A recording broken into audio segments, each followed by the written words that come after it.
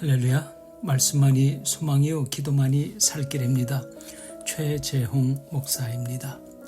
새로운 하루를 열어주신 하나님 참 감사합니다. 인사드리고 새벽 묵상, 오늘은 레위기서 17장 시작하겠습니다. 여호와께서 모세에게 말씀하여 이르시되 아론과 그의 아들들과 이스라엘의 모든 자손에게 말하여 그들에게 이르기를 여호와의 명령이 이러하시다 하라. 이스라엘 집의 모든 사람이 소나 어린 양이나 염소를 진영 안에서 잡든지 진영 밖에서 잡든지 먼저 회막문으로 끌고 가서 여호와의 성막 앞에서 여호와께 예물로 드리지 아니하는 자는 피 흘린 자로 여길 것이라. 그가 피를 흘렸은즉 자기 백성 중에서 끊어지리라.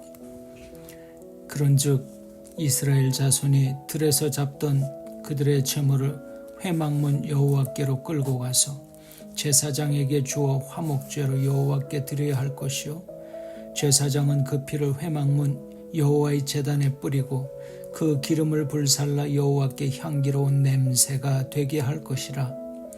그들은 전에 음란하게 섬기던 숫 염소에게 다시 제사하지 말 것이니라. 이는 그들이 대대로 지킬 영원한 규례니라. 너는 또 그들에게 이르라. 이스라엘 집 사람이나 혹은 그들 중에 거류하는 거류민이 번제나 제물을 드리되 회막문으로 가져다가 여호와께 드리지 아니하면 그는 백성 중에서 끊어지리라. 이스라엘 집 사람이나 그들 중에 거류하는 거류민 중에 무슨 피든지 먹는 자가 있으면 내가 그 피를 먹는 그 사람에게는 내 얼굴을 대하여 그를 백성 중에서 끊으리니 육체의 생명은 피에 있음이라. 내가 이 피를 너희에게 주어 제단에 뿌려 너희의 생명을 위하여 속죄하게 하였나니 생명이 피에 있으므로 피가 죄를 속하느니라. 그러므로 내가 이스라엘 자손에게 말하기를 너희 중에 아무도 피를 먹지 말며 너희 중에 거류하는 거류민이라도 피를 먹지 말라 하였나니 모든 이스라엘 자손이나 그들 중에 거류하는 거류민이 먹을 만한 짐승이나 새를 사냥하여 잡거든 그것에 피를 흘리고 흙으로 덮을지니라. 모든 생물은 그 피가 생명과 일체라. 그러므로 내가 이스라엘 자손에게 이르기를 너희는 어떤 육체의 피든지 먹지 말라 하였나니 모든 육체의 생명은 그것의 피인즉 그 피를 먹는 모든 자는 끊어지리라. 또 스스로 죽은 것이나 들짐승에게 찢겨 죽은 것을 먹은 모든 자는 본토인이거나 거류민이거나 그의 옷을 빨고 물로 몸을 씻을 것이며 저녁까지 부정하고 그 후에는 정하려니와 그가 빨지 아니하거나 그의 몸을 물로 씻지 아니하면 그가 죄를 담당하리라. 아멘. 레위기서 17장 1절에서 16절 말씀을 선포했습니다. 제물을 드릴 곳이 어디인가가 분명히 정해진 특징을 소개하고 있습니다. 하나님께 드려지는 피제사는 이스라엘 백성들을 정하게 하고 거룩하게 하고 하나님과의 관계를 회복하기 위한 것입니다. 그게 피제사를 드리는 목적이죠. 인간의 죄에 대한 하나님의 공의와 사랑을 충족시켜주는 원리가 바로 피제사 속에 내포되어 있습니다. 그 내용이 이제 11절에 기록이 되어 있고요. 죄와 부정으로 인해서 당연히 죽음을 당해야 될 사람이 본인이 죽어야 되는데 동물을 대신 대체해서 죽음으로 그에 따른 피제사를 통해서 죄와 부정에서 사유함, 구원함을 받을 수가 있었던 거죠. 이 피제사를 통한 속죄의 원리는 예수님의 십자가 죽음에서 결정적으로 나타났습니다. 레위기의 이 피제사가 죄인 한 사람에게만 적용되고 반복적인 제사를 드려야 됐던 것에 비해서 예수님이 십자가에 달려 돌아가신 이 사건은 그 범위가 무제한적이고요. 두 번 다시 필요하지 않고 단번에 드려지는 것입니다. 그렇지만 그리스도의 속죄를 나 자신의 것으로 삼기 위해서는 구약의 제사처럼 우리 각자 개인이 믿음과 회개를 통한 응답과 거룩한 삶을 살겠다는 결단과 소원, 각오가 있어야 된다라고 하는 것이죠.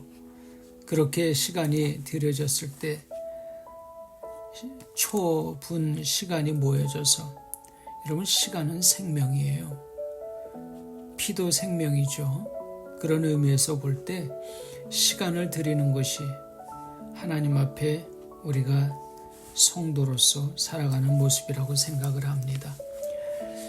우리 인간관계 속에서 행한 자신의 행위에 대한 책임을 져야 되죠. 그게 성숙한 사회고 성숙한 공동체인데 영적인 삶에 대한 책임도 역시 마찬가지입니다. 그렇지만 우리는 자기 행동에 대해서 책임지지 않는 사람들을 자주 만나요. 깜짝깜짝 놀라죠. 공식 석상에서도 만납니다. 참 어떻게 지적할 수가 없고 권면해 줄 수 없을 정도로 심각한 경우를 보게 됩니다. 자기 행동에 대해서 책임지지 않는 사람들, 잘못된 신념이나 교리에 집착되어 있는 사람도 보아요. 여러분, 책임은요, 현대교회에서 가장 중요한 요소입니다. 오늘 17장 1절에서 9절을 보면 하나님께서 죄로부터 백성들을 보호하시기 위해서 제도적인 장치를 마련하고 계시다 하는 것을 알 수 있습니다. 하나님은 이스라엘 백성들이 소나 양이나 염소를 잡을 때에 먼저 어디로 가야 된다고요? 회막문으로 끌고 가서 하나님께 예물로 드리라는 거예요. 하나님 앞에서 죄를 지었고 백성 중에서 끊어지는 거예요. 다른 데서 예물을 드리면, 회막문 앞에서 예물로 드리지 않으면 하나님과 관계없는 인생이 되는 거예요.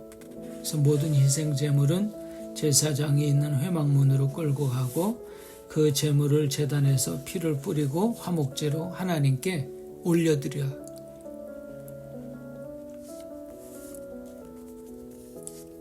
참 생활을 다 통째로 바꾸는 거죠. 그전엔 들에서 잡았잖아요. 산에서도 잡고. 그런데 이제는 회막문 앞에서 제사장을 통해서만 하나님께 제물로 드려질 수 있는 거예요. 생활 습관이 달라져야 되겠죠. 백성들이 이렇게 해야 되는 이유가 뭐였습니까? 하나님의 명령이죠. 백성들이 전에는 음란하게 섬기던 숫, 염소, 우상에게 제물을 바칠까 봐 염려하셨기 때문에 그렇습니다. 7절 말씀. 여러분, 우상을 섬기는 죄는 인간에게는 끊임없는 유혹이에요. 그런 이유 때문에 모든 희생제물은 율법에 의해서 제사장에게 먼저 바쳐져야 돼요. 그것은 하나님의 백성들이 영적인 죄를 범하지 않게 하시기 위한 거죠. 마찬가지로 하나님께서는 우리가 한 몸으로 함께 일하기를 원하세요. 우리가 서로를 필요로 하죠. 몸이 한 지체뿐인데 발에 대해서, 손에 대해서, 귀에 대해서, 눈에 대해서 서로 말을 하고 비평을 하면 어떻게 되겠어요?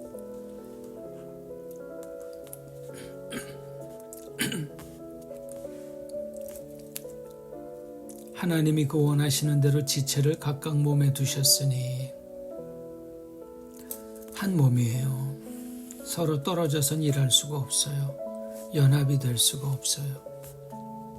하나가 될 때에 우리는 그리스도의 몸 안에서 서로에 대한 책임을 지게 되는 거죠.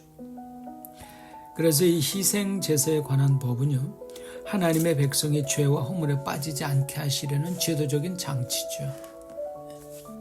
그리고 10절에서 12절은 피를 먹는 것에 관해서 말씀해 주셨습니다.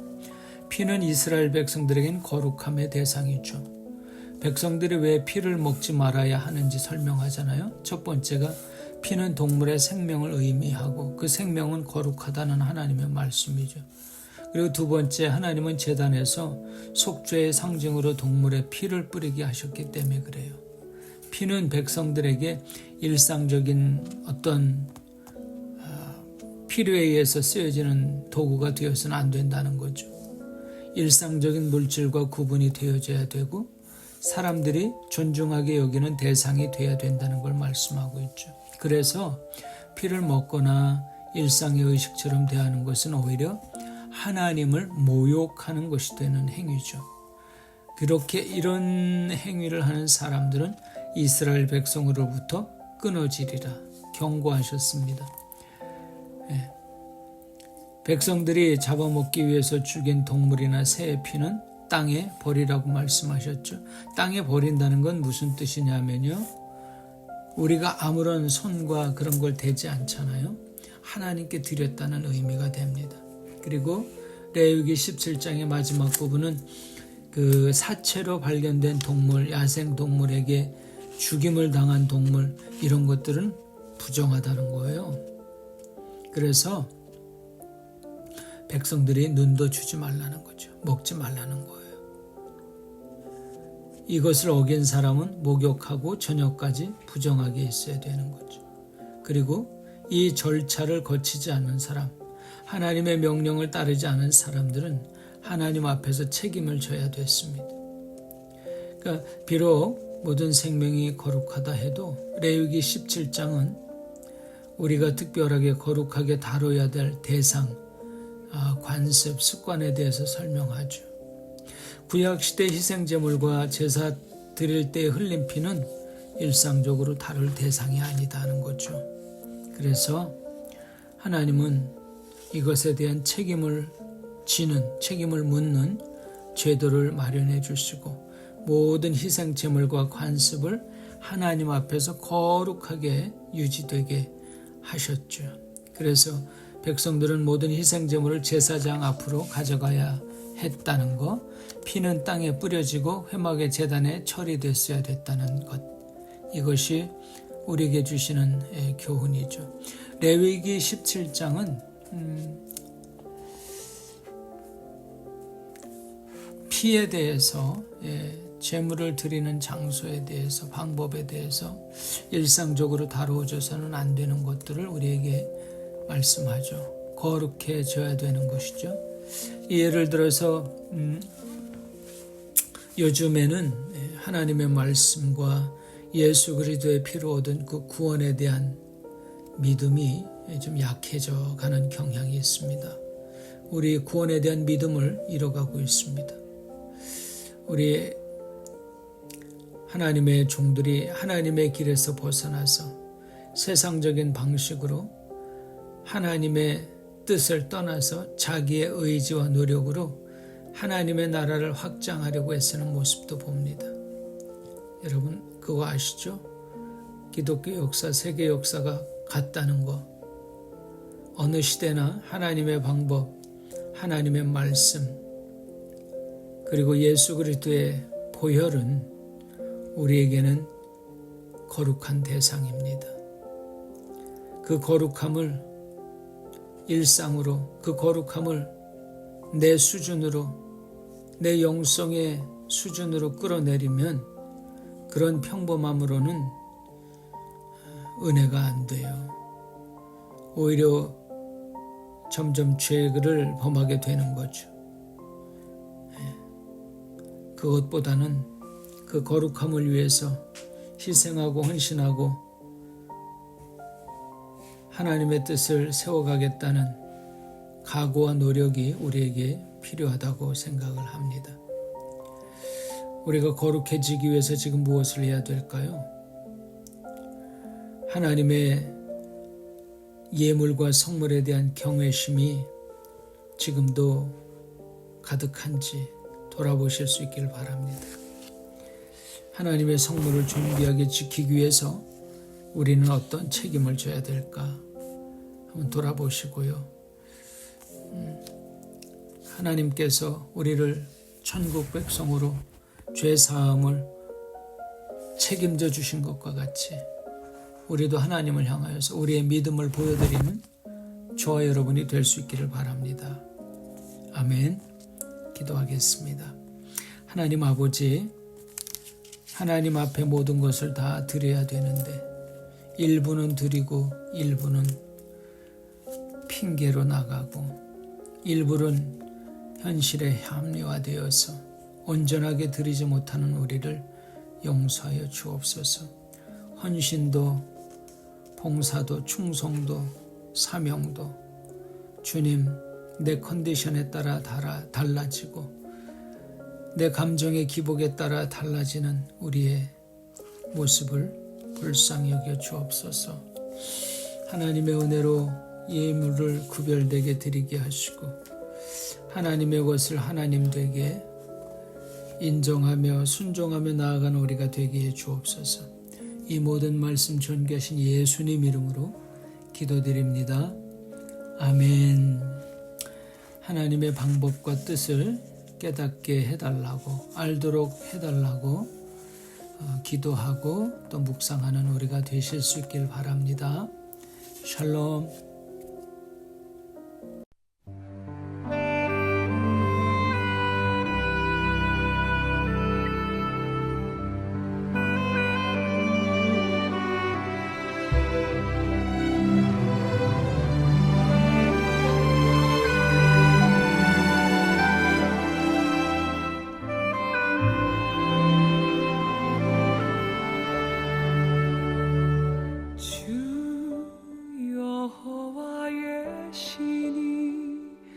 내게 임하셨으니 이는 주께서 내게 기름 부사 가난한 자에게 아름다운 소식을 주 여호와의 신이 내게 임하셨으니 이는 주께서 내